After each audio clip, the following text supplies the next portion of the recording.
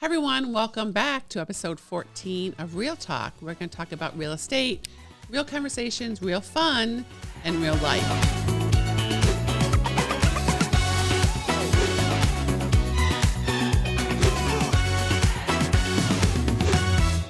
Today, we're really not having much fun, are we guys? Not today. Not Serious today. day. So I'm with Jamie Martin, who's my business manager, and Ritchie Movilla, Hello. who is one of my agents on the team, as you all know. And we are talking about the new law that went into effect on August 1st in the state of New Jersey. It is going nationwide on August 17th. Ours came a little bit sooner than anyone expected. And a couple other states as well, from what I've heard. Oh, great. Oh, yeah? Okay, Yeah. And that is called the Real Estate Consumer Protection Enhancement Act. So what does that incorporate? Quite a few new laws, lots of new paperwork, and a lot of chaos, right? And confusion. Yeah, we've definitely had a little chaos. Yeah, definitely. So we have now that a seller disclosure statement is mandatory in our state. You must have it in your listing, signed and filled out. Otherwise, it is against the law. We have a new broker representation agreement that must be signed, which we're going to talk a lot about, before a buyer can look at a house. We have a new agency called Designated Agency, which is a branch off of dual agency. Mm-hmm. We have a code of ethics class that we have to take, which is a great idea. Mm-hmm. We have a new sign for open houses, which is mandatory. And the compensation of commission, which has always been negotiable. And I'm going to say it now so everybody knows that's always been negotiable. If we don't mention it again in the rest of the podcast, we know that. Everyone does know that. That is changing in the MLS systems and for buyers and sellers. Right. So let's get started. So I have my cheat sheet here. So the three things that have really changed to affect us, buyers and sellers, are the signed agreements. Commissions, as I always said, have been negotiable. Who's going to pay them for the buyers? And also the designated agency, which is the new branch off of dual agency. So Jamie, let's talk about the signed agreement first. Right. So basically what's happening is the law that went into place does require now that any buyer that wants to go see a home has to have a signed agreement in place with a real estate representative. Mm-hmm. Yes. And right now there's many, many different agreements floating So many around. forms. So many forms, so many agreements. I mean, it's really chaos. Yes. And this is something that a lot of agents had not prepared for. Right. There And, was, yeah. we've been talking about it for a few months now. There's been a lot of changes even for us, even as we've been preparing for months. Just a couple of days ago, we got a whole bunch of new agreement forms in place to talk about this. We've been preparing, but there is a lot of people, I would say, that weren't ready for this change and are probably scrambling a little bit at this moment. I mean, as I said, we've been scripting, right, Ritchie? Oh, yeah, definitely for months.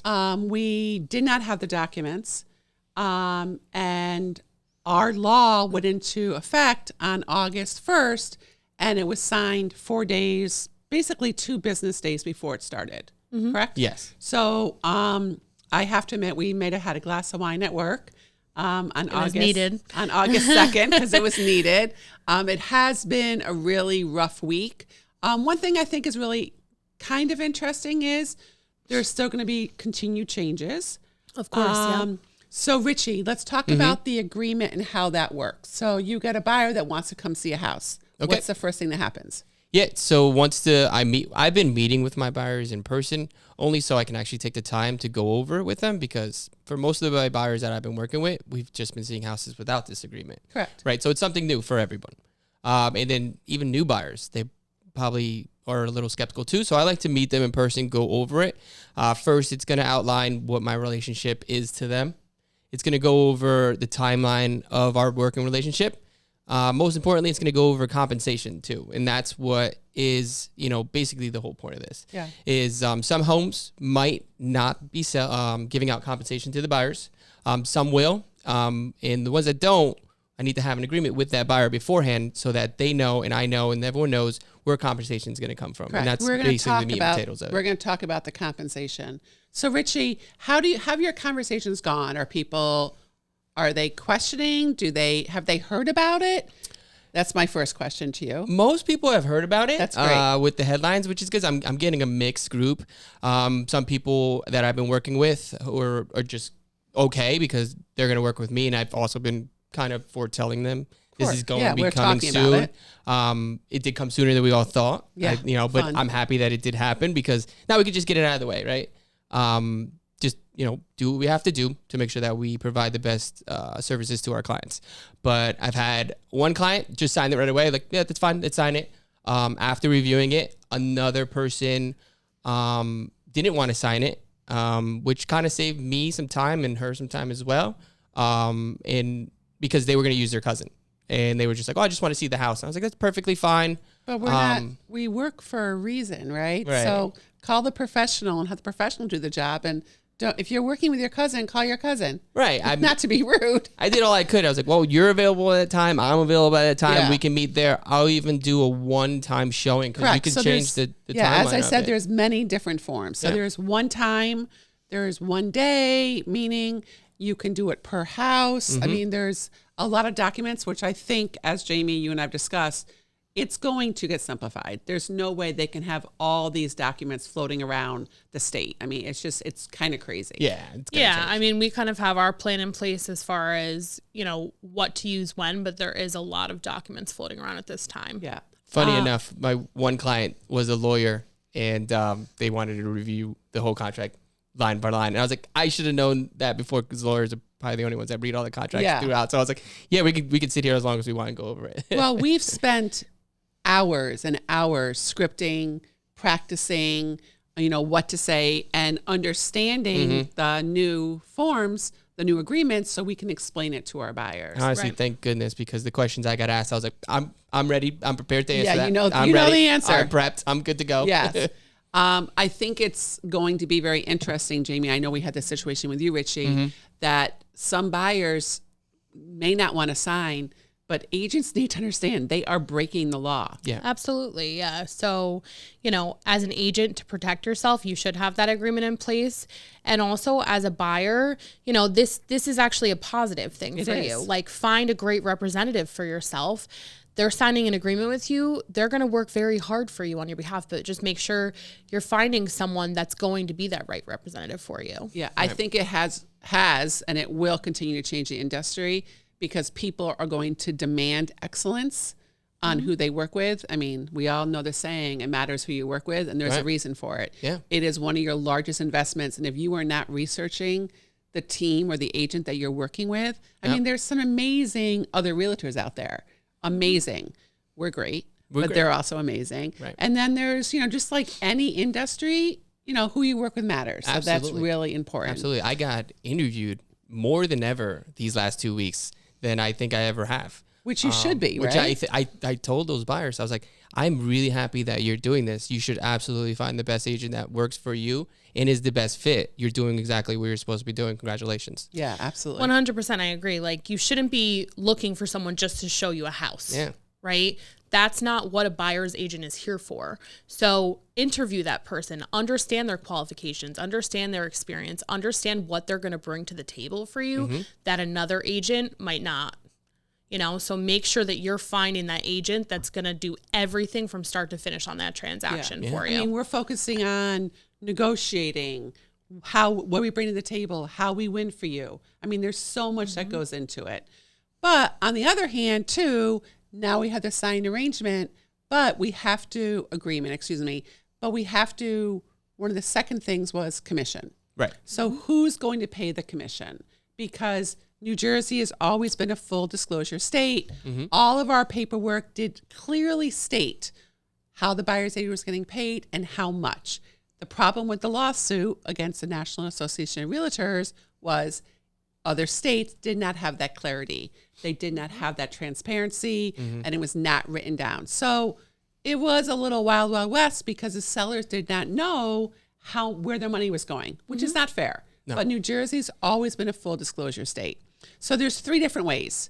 All right. You can, obviously sellers can pay it. So it will continue as normal. It will be in the listing agreement. It is not allowed to be disclosed anywhere, which has created a lot of chaos.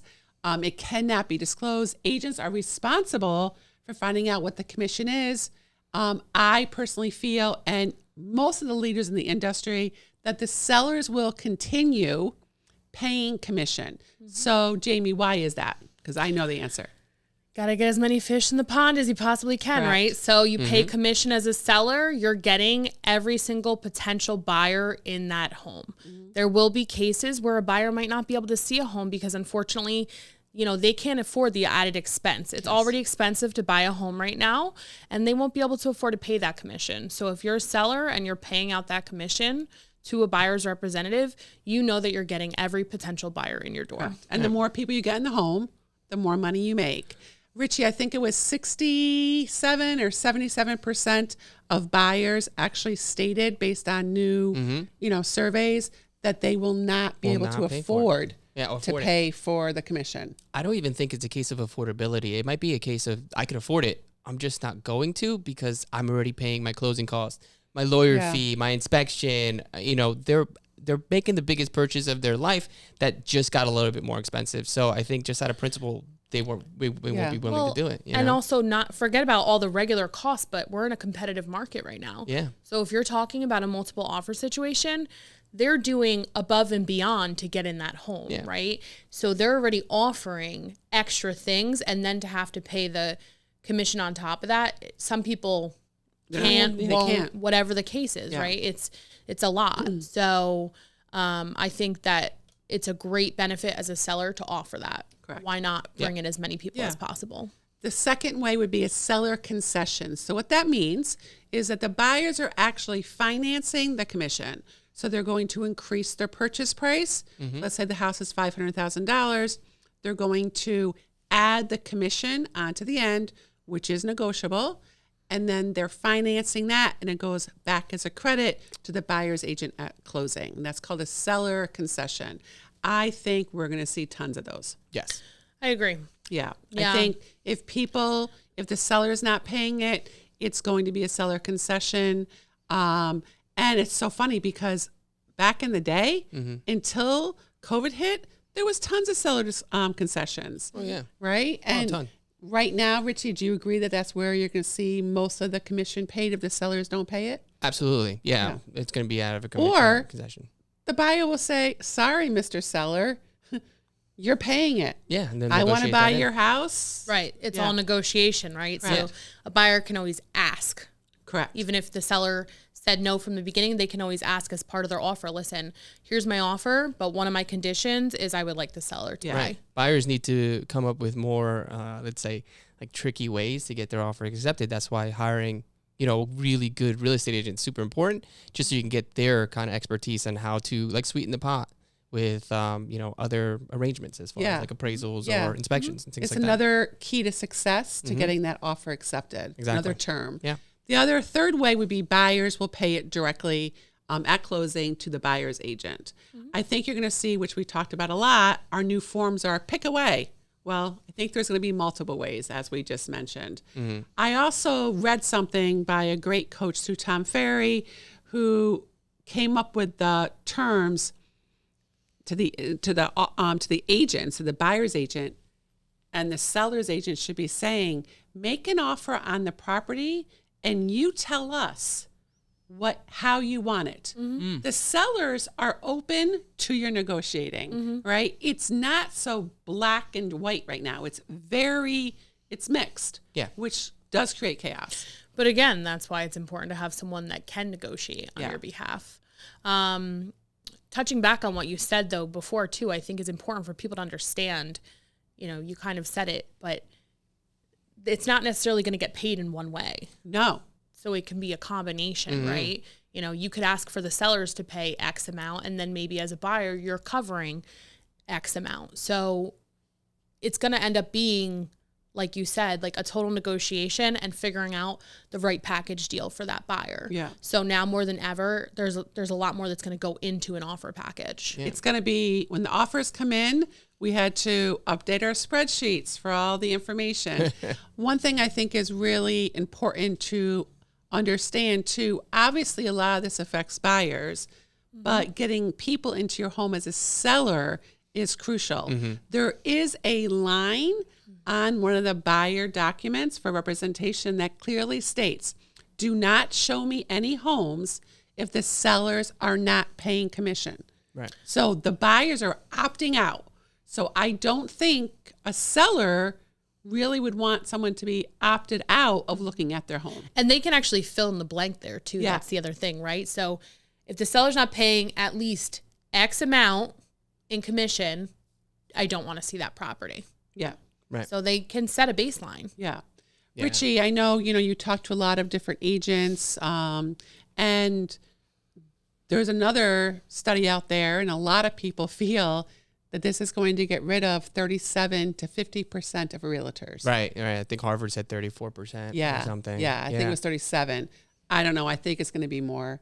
There's agents out there, and there's, as I said, incredible agents. Yes. The facts are there's certain agents that do not use electronic signature.